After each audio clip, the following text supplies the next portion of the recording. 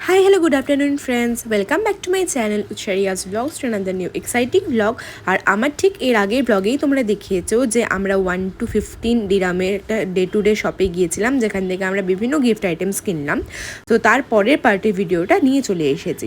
তোমরা ওর পেছনেই দেখতে পাচ্ছ, সবটা দেখো লেখা আছে 1 to 15 এবং ওর হাতে দেখো কতগুলো জিনিস যেগুলো আমরা কিনেছি, সবটাই তোমাদের দেখাবো। এরপরে আমরা চলে আসলাম একটা স্যালুনে, যেখানে ও শেভ করবে, কিন্তু জানো একটা ভুলবশত 5 দিরামের জায়গায় আমাদের 50 দিরাম ফাইন লেগেছিল। কি জন্য সেটা তোমাদেরকে আস্তে আস্তে বলবো। তো চলো যাওয়া যাক। কেমন লাগছে দুবাই সেলুনে এসে? একটু বলো এক্সপিরিয়েন্সটা। দুবাই এসে তুমি দাড়ি কাটছো, কি অবস্থা তোমার? কত বড় লোক বলো। এবার তোমাদেরকে গল্পটা বলি, কি কারণে আমাদের 5 দিরামের জায়গায় 50 দিরাম ফাইন লেগেছিল। 1 to 15 সব থেকে বেরিয়ে আমরা যখন এই স্যালুনে আসলাম, লেখাই আছে 5 দিরাম এবং সব দোকানেই 5 দিরাম করেই ওরা শেভ করে। তো 5 দিরাম মানে অলমোস্ট 100-150 টাকার মধ্যে, তো কোনো অসুবিধে নেই। কিন্তু ওরা ক্যাশ ছাড়া অন্য কোনো পেমেন্ট মেথড অ্যাকসেপ্ট করে না। সেই কারণে আমাদের সামনে একটা এটিএম দেখিয়ে বললো ওখান থেকে ক্যাশ উইথড্র করে নিয়ে আসতে। তো সেটা করতে গিয়ে হলো সমস্যা, কারণ ও ক্যাশ উইথড্র করে তো নিয়ে আসলোই, কিন্তু সেখানে যেহেতু আমাদের ইন্টারন্যাশনাল কার্ড ছিল না, মানে যেহেতু ইন্ডিয়ার কার্ড এখানে করা হলো, সেই জন্য ফাইন কাটলো 45 দিরাম। তাহলে আর কি, 100 টাকার কাজ করতে গিয়ে 1000 টাকার ফাইন খেয়ে গেলাম, এটাই যা। কেমন লাগছে? সেই আরাম লাগলো তো? বুঝতে পেরেছি ঘুম পেয়ে গেছিল যে। ঠিক আছে, টাকাটা দিয়ে দাও। কত টাকা দেখাও? 100 দিরাম 5 দিরামের জন্য। কেমন লাগছে? ভালো, হ্যান্ডসাম। এই দেখ, সিগন্যাল খোলা আছে। হ্যাঁ যেহেতু ওখানে আগের গাড়িগুলো জ্যামে দাঁড়িয়ে আছে, হ্যাঁ। আর এখানে ক্রসিং আছে, জেব্রা ক্রসিংটা, ওই জন্য এই গাড়িগুলো এখানে দাঁড়িয়ে আছে যাতে জেব্রা ক্রসিংটা ব্লক না হয়। কি ভালো। এবার আমরা এখান থেকে যাব এইদিকে, ওই যে দেখতে পাচ্ছ সামনে বাট করাহি রেস্টুরেন্টটায় যাবো স্পাইয়ের সঙ্গে, যেটা এটা প্রচুর সাইডে সাইডে রেস্টুরেন্টস আছে। আমরা রাত্রিবেলা আসবো, দেখ স্কুটার নিয়ে করে সুন্দর যাচ্ছে। চলো যাই, দেখি কেমন লাগে খেতে। আর এটা পাকিস্তানি রেস্টুরেন্ট, ফার্স্ট টাইম আমরা খাবো পাকিস্তানি রেস্টুরেন্টে, খুব সুন্দর নাকি খাবার, দেখি কেমন লাগে। এই তো সবাই মানুষ সব এক। এখানে আমরা ট্রাই করেছি টার্কি রেস্টুরেন্টে, ট্রাই করেছি আমরা চাইনিজ ট্রাই করেছি, আমরা অনেক কিছু ট্রাই করেছি। তো ভাবলাম ঠিক আছে আরাবিক রেস্টুরেন্টে ট্রাই করেছি, তো ভাবলাম পাকিস্তানি রেস্টুরেন্টে ট্রাই করি। চলো দেখি।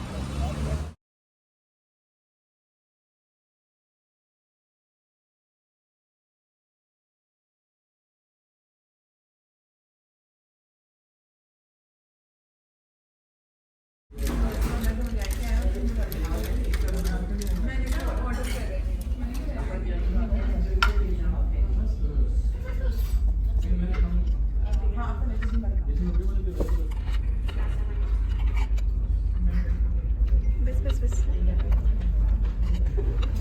বেশ।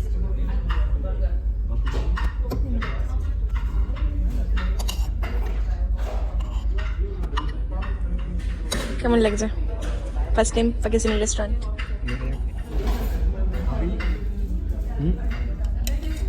Thank you.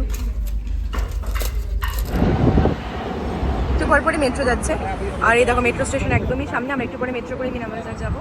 তো চলো, এখানে সিগন্যাল এখনই খুলে যাবে। তো আর আমাদের হোটেলটা আছে, এই দেখো দেখতে পাচ্ছ, এই যে হোটেল, এত বড় হোটেল আমাদের।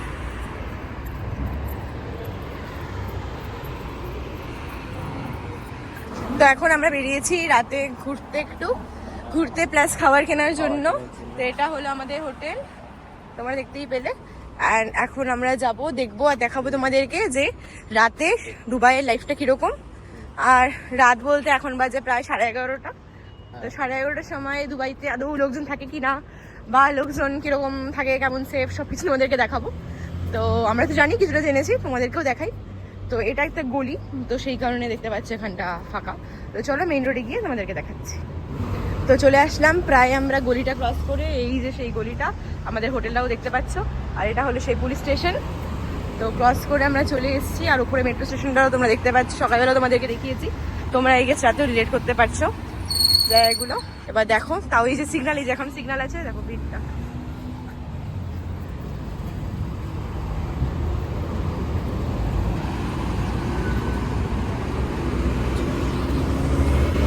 সিগন্যাল খোলা আছে ফর আস, এই জন্য আমরা চলে যাচ্ছি।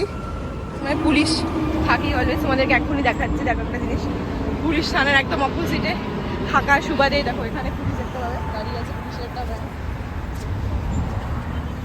যাই হোক, তো চলো এই রাস্তাতে দিনের বেলা গিয়েছিলাম আমরা, এখন রাতেও যাই, গিয়ে দেখি আর দেখাই তোমাদেরকে যে কেমন সুন্দর রাস্তা। দেখো কত লোক, দেখো এই দেখো যাচ্ছে এখান থেকে।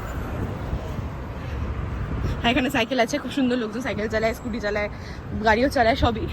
এরকম নয় যে শুধু গাড়ি চালায়, প্রচুর পয়সা সবার, সুজনে শুধু গাড়ি চালায় তা নয়। এই কথা বলতে বলতে BMW, এখানে গাড়িও খুব সুন্দর। আর এই চটিটা আজকে আমি নতুন কিনেছি, ও এই চটিটা নতুন কিনেছে, আমরা দুজন আজকে নতুন চটি কিনে সেটাই পরে পরে আমরা বেরিয়েছি।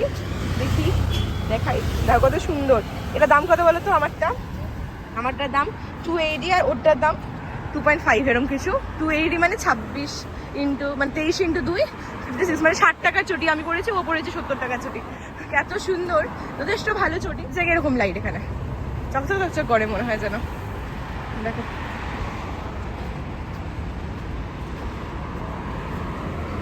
কত লোক। আওয়ার্স ওপেন, এখানে সবই মোটামুটি 24 আওয়ার্স ওপেন থাকে।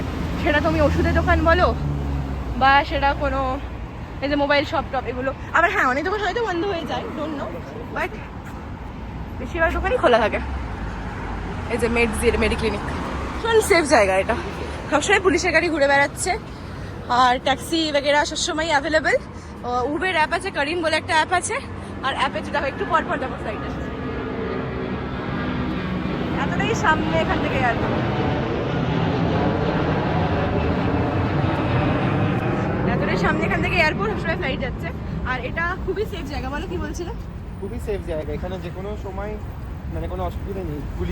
এখানে পুলিশে কল করলে পুলিশ 2 মিনিটের মধ্যে চলে আসে।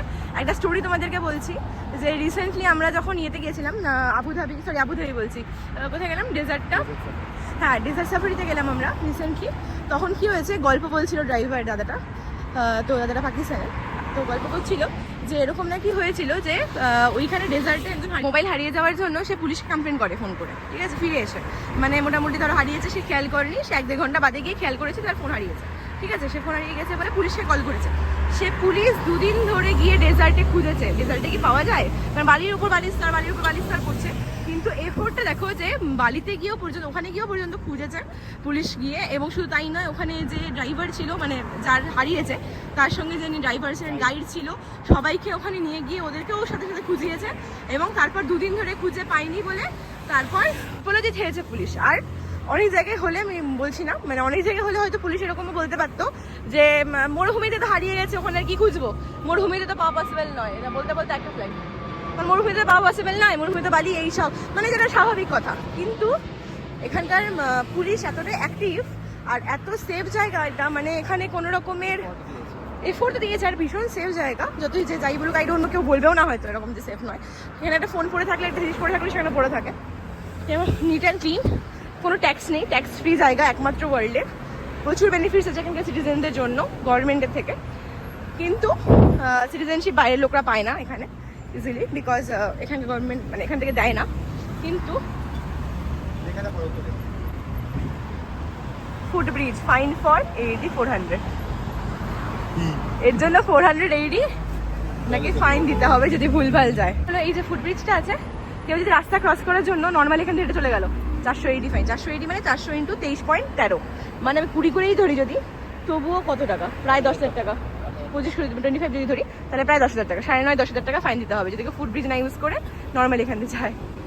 সত্যি মানে এখানে একটাই ব্যাপার, একটাই জিনিস, একটাই মোটো এখানকার, যে তোমাদের থেকে ট্যাক্স নিচ্ছি না, তোমাদের এত বেনিফিটস দিচ্ছি, এত সেফ জায়গা, কিন্তু তোমাদেরকে মানে রুলস মেনটেন করতে হবে। রুলস মেনটেন করলে এখানে সবাই ভীষণ ভালো। ক্যামেরাজ মানে পুরো দুবাই জায়গাটাই মানে লক্ষ লক্ষ CCTV ক্যামেরার আওতায়।